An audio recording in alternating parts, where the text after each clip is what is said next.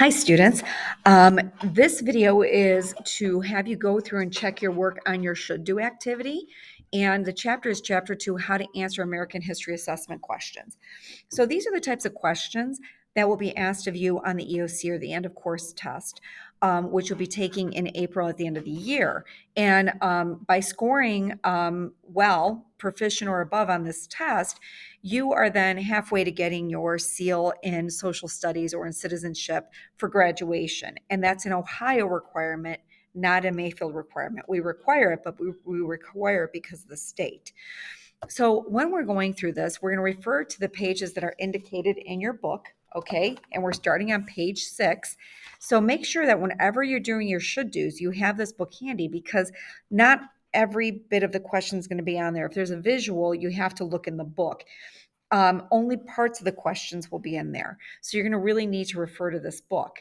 So let's go ahead and get to page 6. And the question that we're looking at is, or the type of question is recognition of terms, concepts, and people. And this is just what it says it is. Do you know the content? So do you know this basic information about U.S. history? So the question is, Theodore Roosevelt, once elected as President of the United States, set about to introduce some new strategies in foreign policies. So, what was the goal of President Theodore Roosevelt's big stick policy? Was it to A, join Latin American nations in a military alliance? Was it to protect American economic and political interests in Latin America? Was it to encourage foreign nations to establish colonies in Latin America? Or was it to raise the standard of living of people in Latin America? So if you go ahead and flip to page 183, which is in your assignment, there it says the Caribbean as an American lake. And it says in the early 1800s, most of Spain and Latin American colonies rebelled and established themselves as independent nations. So in 1823, we established Monroe Doctrine. And what this says was we did not want Spain or any other nation to come and reconquer areas of the Western Hemisphere. We were afraid of that. So President Monroe issued the Monroe Doctrine, and it stated that the United States would oppose any European attempts to establish new colonies in the Western Hemisphere or to reconquer former colonies that were now independent. So in the late 1800s and early 1900s, the U.S. government extends this Monroe Doctrine by intervening in the Caribbean and protecting America's economic interests. So already we hear economic interests. If you go down to the big stick policy, Roosevelt boasted that he would speak softly and carry a big stick. So he would intimidate. He would not threaten, but he would have like military power. And he didn't want European nations coming back and trying to take over the Western Hemisphere, which has North and South America, and in the middle, Latin America. So, what he's looking at here is B, to protect American economic and political interests in Latin America. So, the answer to this question would be B, which we're going to learn more about later on this semester.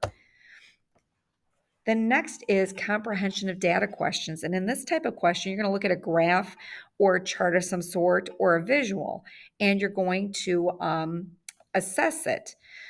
So this one is talking about the years 1940 to 1990. So it says the following table shows the spending by the United States government on defense from 1940 to 1990. And it says United States budget showing the percentage spent on defense from 1940 to 1990.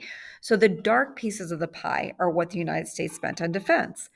So in 1940, there was 18% spent on defense, 1950, 32%, 1960, 52%, and then in 1990, 24%. So we see it increase from 1940 to 1950, then again to 1960. But when we get to 1990, it decreases.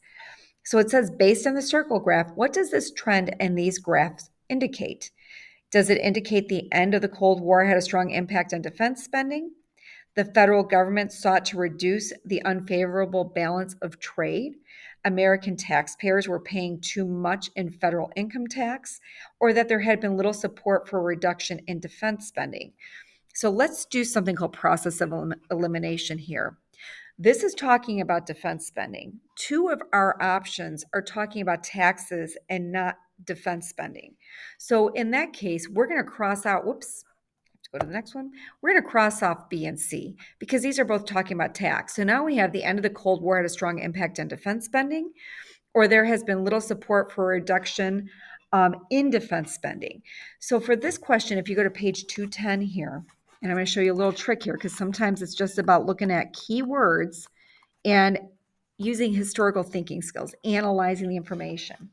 So if you can see here, the title of this chapter, this page I gave you, is The Cold War, 1945 to 1991. And what we see in the chart is in 1990, defense spending significantly drops from what it was in 1960.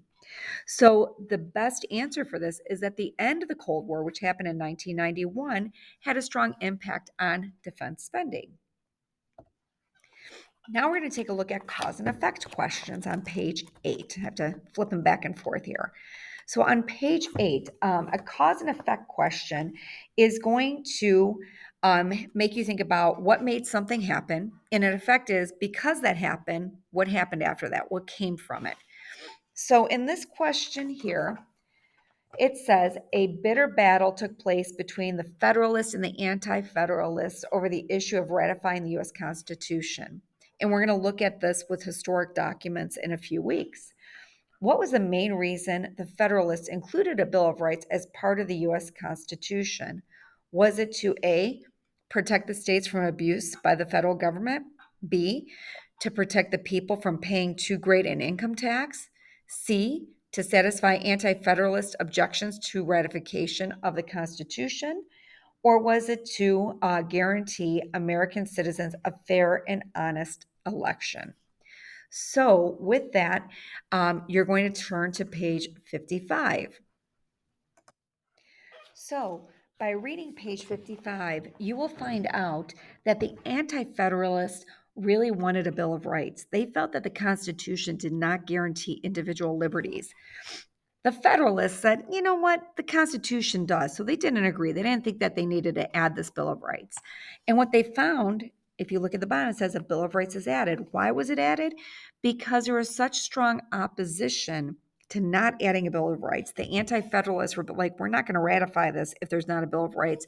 That the Federalists were like, okay, let's go ahead and add this in, and then we can get this Constitution ratified, and we can move on and start working on implementing the Bill of Rights with the Constitution. So the correct answer here would be C, to satisfy Anti-Federalists' objection to ratification of the Constitution. Now we're on to a different type of question called an evidence-based question. And in this, it's going to present you with two multiple choice questions that are about a certain term or a concept. Part B is going to be based on what you answer in Part A. So Part A and B are related.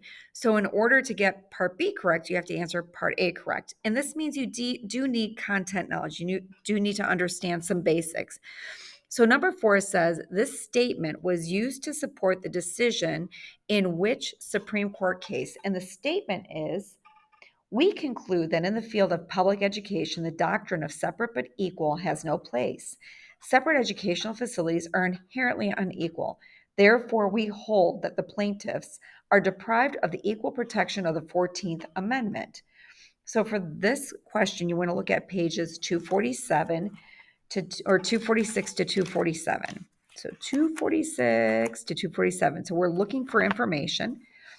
And if you take a look right here at pages 246, it says very big, Brown versus the Board of Education. Do we get that? And that has to do with desegregating school facilities. So the correct answer here would be D. But now we've got to answer Part B. So which constitutional idea was the basis for ethics in this U.S. Supreme Court decision? Was it protection against double jeopardy? Was it freedom of speech? Was it equal protection of the law? Or was it the right to assembly?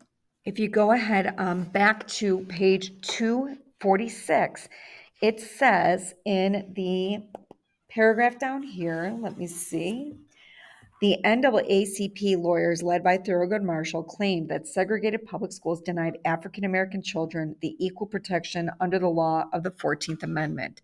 So for this answer, it would be C, equal protection of the law. The next question is called an inline task question, which means you'll get a passage and then it will give you a couple of choices. Here's one and here's one. And you've got to circle or underline or select one or the other in order to make the passage a true passage. So for number 5, it says President Richard Nixon believed that one of the president's most important roles was to direct the country's foreign policy.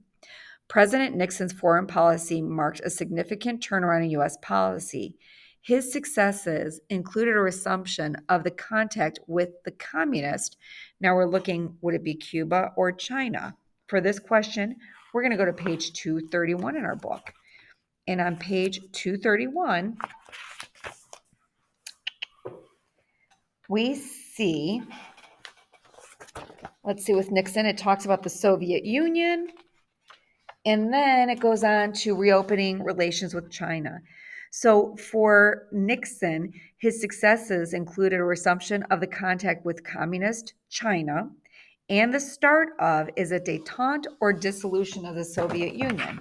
For him, did the Soviet Union dissolve? Yes, but not during Nixon's time. If we go back to page, here we go.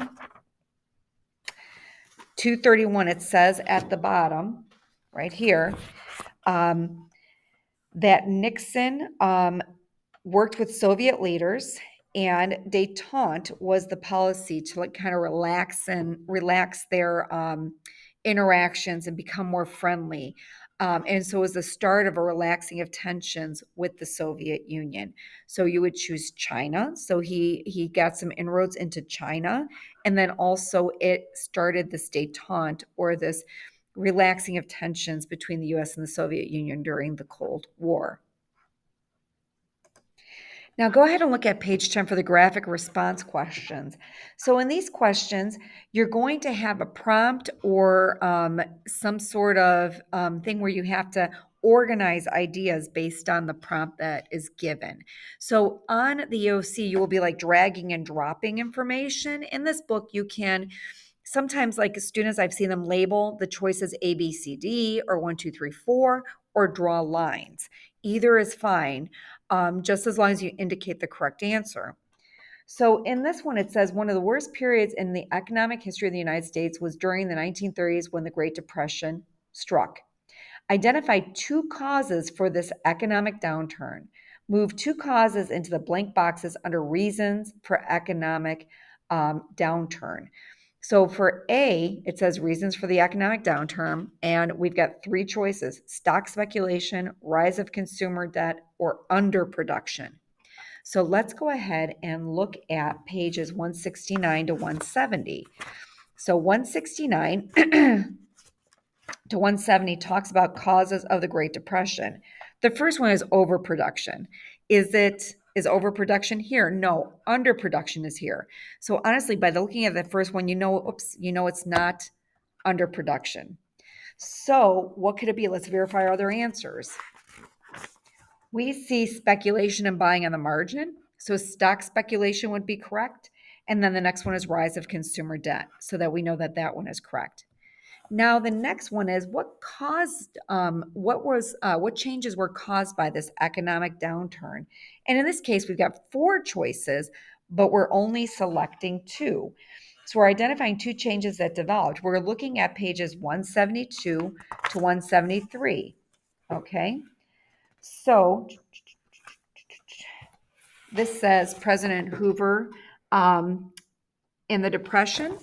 And so what we see here is the emergence of Hoovervilles that was in effect of the economic downturn. People could not afford to keep their homes, so they had to give their homes back to the bank. They had no money, and they built these Hoovervilles so that they could live. And it was basically like shacks on a hill where people were forced to live in communities because they didn't have a place, a home anymore. Another effect of the Great Depression is talked about in this recovery section. President Roosevelt, in his recovery policies, was looking to increase consumer spending. Why? Because it had decreased. People didn't have enough money to spend.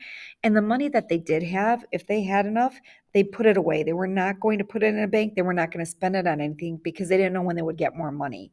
So, your two correct answers here, changes that were caused by the economic downturn, is the emergence of Hoovervilles and decrease in consumer spending. The Dust Bowl was not caused by the Great Depression, it just made it worse. And then increase in margin buying, that's what caused the Great Depression to happen. It wasn't something that was caused by the economic downturn. It came before the Depression, the bottom fell out. Now, page 11 just shows you another example of a graphic response question. So you have war, and you have two different wars, the Spanish-American War and World War I. And we're going to try and figure out the main causes of each one. So our choices are the blowing up of the USS Maine, prevent the spread of communism, acquire colonies in the Pacific, and violation of freedom of the seas. So for the Spanish-American War, if we look on page 118, it talks about triggering events in the Spanish-American War. And if you take a look here, it talks about blowing up the USS Maine, which was one of the triggering events. So you would move blowing up of the USS Maine to the Spanish-American War. For World War I, we're going to take a look at pages 122 to 123. And it talks about American entering the war. Why were they entering the war? Because German U-boats were sinking merchant ships. So there was no longer a freedom of the seas. Even if you were not involved in a war with Germany, they were still sinking your ships. And that made the United States angry and a little bit afraid. So that was one of the their unrestricted submarine warfare threatened or violated freedom of the seas, and that was one reason why the United States got involved in World War I. Now, this gap match on page 11 is a type of question where you need to fill in the gaps by matching it with the correct outcome. It really is a matching question. So you have 6 options down here. And for the first one, it says the emergence of nuclear weapons. If we go to page 199,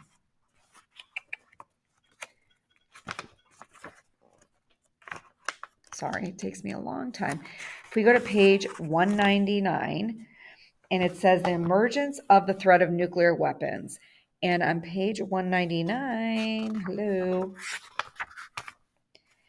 it talks about that the emergence of nuclear weapons leads to what's called an arms race. So the first one here would be arms race. Communists threaten to overrun Greece and Turkey. And again, these are very basic identification questions. So it's a type of question, but it's seeing if you know basic content knowledge.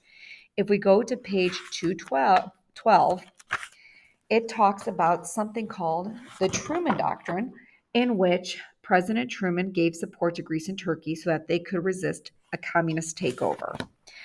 And then a military organization to defend Europe from Soviet attack is on page 213. And if you take a look at that, it is called the Marshall Plan. So, where did that go? Marshall Plan, sorry, on page 212. So the Marshall Plan was a military alliance in Western Europe that the United States would protect them should they be, or they would protect each other should there be a Soviet invasion. And then nuclear weapons acted as deterrent to going to war.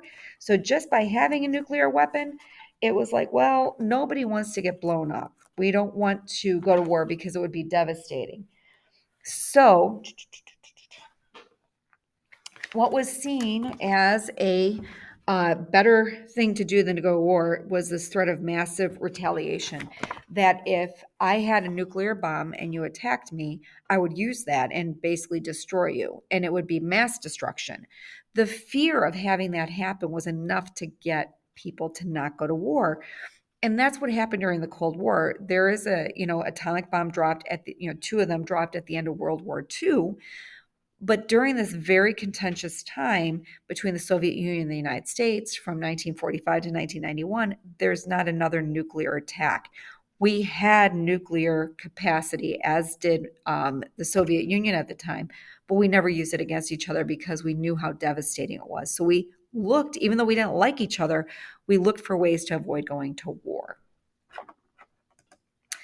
Now, this is another gap match. So these are factors leading to the passage of the 19th Amendment. So let's take a look at page 12.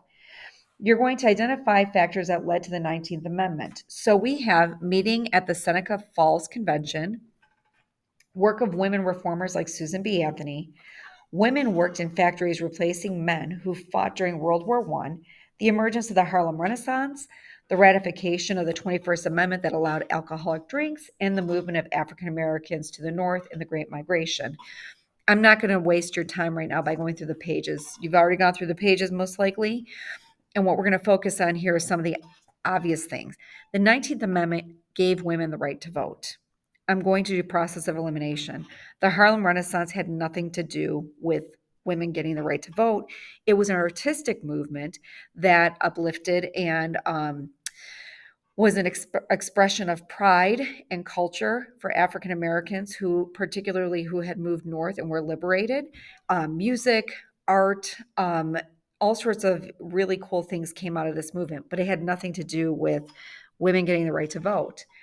The 21st Amendment, which was, after the 19th Amendment, just it allowed people to drink alcoholic beverages again. That had nothing to do with women getting the right to vote. And then the last one is talking about the Great Migration, which was a movement of African Americans north during or post Reconstruction and then into the 1970s. That doesn't have to do with women getting the right to vote. So the correct answers would be the meeting at the Seneca Falls Convention, which if you check the book, that was a convention in which women came together to talk about their political status. Women reformers like Susan B. Anthony and the work that they did, and then women worked in factories replacing men during World War I. So President Wilson kind of was like, well, I really can't keep telling them no. They stepped up during this war. We need to, allow women the right to vote. And then another matching question. Now, these are interesting because in this matching question, you're not always going to know how many are right. Okay. So this is looking at the progressive movement, but you have to choose which ones. They're not necessarily going to be evenly split all the time. So the progressive movement emerged at the turn of the 20th century. It was mainly composed of middle-class city dwellers. Its leadership came from writers, lawyers, ministers, and college professors. Select the boxes to identify each statement that was a policy that progressives sought to achieve. So we're looking at pages 101 to 108. If you go to pages 101 to 108, I'm not going to read verbatim. I'm just going to go ahead and talk about a little bit some of the big ideas here. So during the industrialization era, there were things that happened that harmed cities and the environment, urbanization. Lots of people moved into cities. They got dirty. They needed ways to cope with lots of people living in crowded places. There were many workers who their rights were violated. They were not being paid fairly or equitably. Children were forced to work, either because their parents had no one to watch them, or they actually needed that income in order to survive as a family because workers were getting paid so little. There was also political corruption. We didn't have the structure of city government the way that we do now. They were run by political bosses, and political bosses took favors and bribes. And so if you didn't pay out to a political boss, you're not going to be taken care of. So it was very corrupt. So the progressive movement wanted to fix these things. So let's take a look at what would be a progressive policy and not a progressive policy. So use the power of the federal and state government to correct evils of industrialization. This was a progressive policy. They wanted to fix what was going wrong in society because of the effects of industrialization and urbanization, people moving to cities. Were they stronger believers in pushing for policy that supported laissez-faire capitalism? The answer is no. They wanted to regulate big business, that one business couldn't dominate all of one field so that no one else could profit off of it. They also wanted to make sure that workers were paid fairly. They sought to create settlement houses in major cities to provide assistance to immigrants. This is a time of heavy immigration, and it is true that during this time, as immigrants came to cities and they needed help, they would build like these centers where you could come get food, maybe a meal once a day, get clothing and get help. Particularly if you didn't speak the language, they would have people there to help you. So that is a progressive policy. Major industries should be permitted to grow and expand without government interference. This is not a progressive policy. They wanted to limit big business. Supported the passage of laws that would put an end to the rising threat of communism.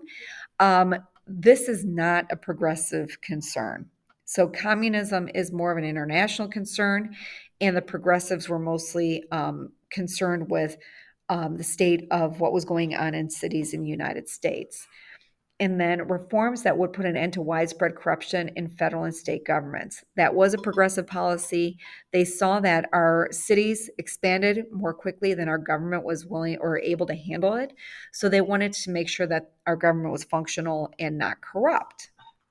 So the next question here says, following the Spanish-American War of 1898, the United States embarked on a policy of imperialism for a number of reasons. And imperialism means that we are going to go into other countries and we're going to establish political or economic dominance so that we can benefit from those countries. And this is something that Europe had done for quite some time.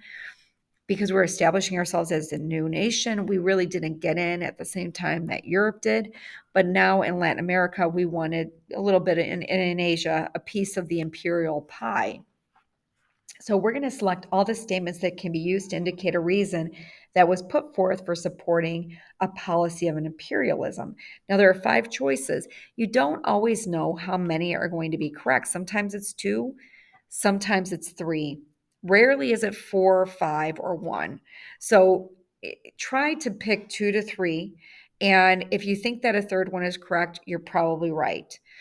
So the US needed raw materials to keep their factories producing. If you look on page 119, it talks about reasons for imperialism in this handy chart here. And one of the reasons for imperialism is the need for raw materials and markets. So you're going to go ahead and put a check in that one. Colonies would help the US as a world power. That one is correct too. And you can see strategic reasons. It would help us maintain power. And then a policy of imperialism would violate the basic values of the nation. That's not why we did it. If it violated our basic values, that would be a reason not to do it. Americans sought a passage to connect the Atlantic and the Pacific Oceans, and that is, in fact, correct too. And that you may know what that is, that little area there. It's called the Panama Canal, so that we didn't have to take a really long trip around South America to get from the Pacific to the Atlantic Ocean or vice versa. We have interest in putting a canal in Panama so that we can cut across. And so you would check that one. And then the last one, Japanese Americans should be relocated into internment camps. That's not an imperialist thing. That comes along with World War II, and we'll explore that later on. All right. Plugging along here. Oops. Is that the last one? That's the last one. Okay. So now you should have, by this time, corrected any mistakes you made, and you have a little bit of a better idea of what types of questions you'll be asked on the EOC. Now, in the next section, by reading and taking notes, you will be expected to answer them correctly based on what you've done so far to learn about the different historical thinking skills. All right. Thank you.